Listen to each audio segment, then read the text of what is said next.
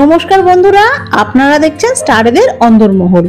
বাংলা ধারাবাহিকে ভীষণ জনপ্রিয় মুখ শ্রুতি দাস। দর্শকদের কাছে এখন তিনি বেশ পরিচিত রাঙা বউ হিসাবে। কদিন হলো শেষ হয়েছে জি বাংলার রাঙা বউ ধারাবাহিকটি। এরপর এলো সুখবর। রাঙা বউয়ের পরিচয় ঘুচিয়ে এবার বড় পর্দায় পা রাখতে চলেছেন শ্রুতি দাস। বর্তমানে বাংলা ধারাবাহিকে একের পর এক অভিনেত্রীরা পা রেখেছেন সিনেমা কিংবা ওয়েব সিরিজ জগতে।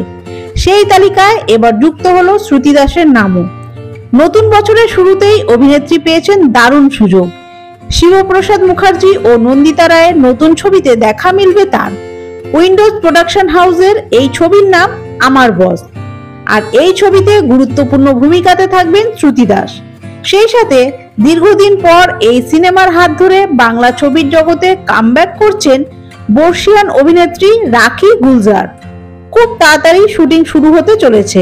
এছাড়াও এই ছবিতে থাকবেন শ্রাবন্তী চ্যাটার্জি, শিবপ্রসাদ মুখার্জি এবং অন্যান্যরা।